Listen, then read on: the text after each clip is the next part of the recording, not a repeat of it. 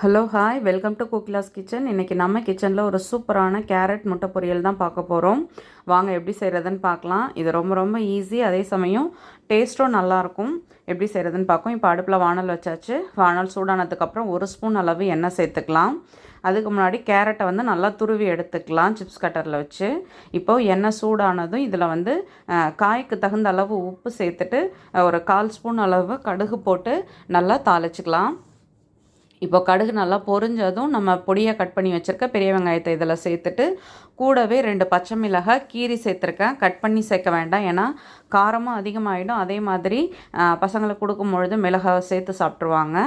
So இப்போ வந்துட்டு வெங்காயம் பச்சை மிளகாய் இது 2த்தையும் நல்லா வதக்கிட்டு இப்போ வந்து நம்ம கொஞ்சமாக கேப்சிகம் தான் ஆட் பண்ண போகிறோம். ஸோ இது கூட இந்த கேப்சிகமும் சேர்த்து நல்லா ஒரு வதக்கிக்கலாம்.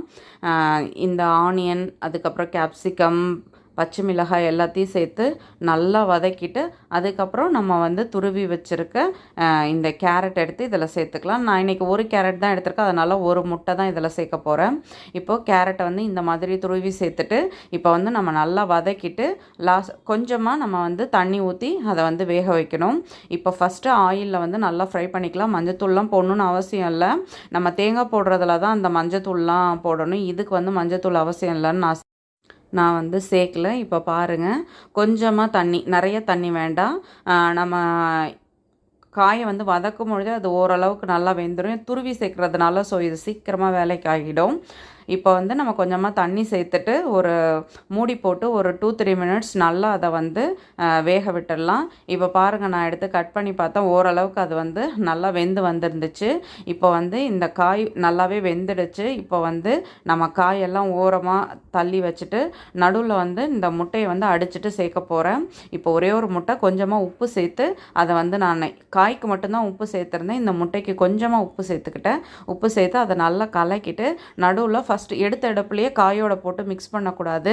மிக்ஸ் பண்ணிங்கன்னா உங்களுக்கு முட்டை வந்து ஒரு மாதிரி குட்டி குட்டியாக பொடி மாஸ் மாதிரி போன மாதிரி போய்டும். அது சாப்பிட்றதுக்கு அவ்வளோவா நல்லா இருக்காது. ஃபஸ்ட்டு முட்டையை வந்து ஓரளவுக்கு அதை வந்து நல்லா பொரிச்ச மாதிரி நம்ம எடுத்துகிட்டு அதுக்கப்புறம் காயோடு மிக்ஸ் பண்ணிக்கணும். அப்போ தான் அது டேஸ்ட் நல்லாயிருக்கும்.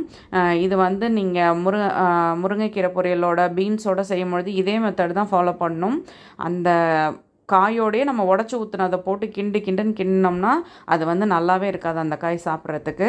இப்போ பாருங்கள், இது எல்லாமே நல்லா இப்போது வந்துடுச்சு. முட்டையும் நானும் காயோடு சேர்த்து நல்லா மிக்ஸ் பண்ணிட்டேன்.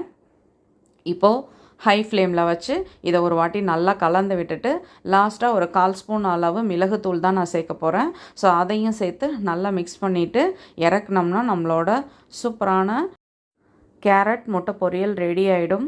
இப்போ பாருங்கள், இது எல்லாமே நல்லா சூப்பராக ரெடி ஆகிடுச்சு. அடுத்து நம்ம வந்து பாக்ஸில் மாற்றிக்கலாம்.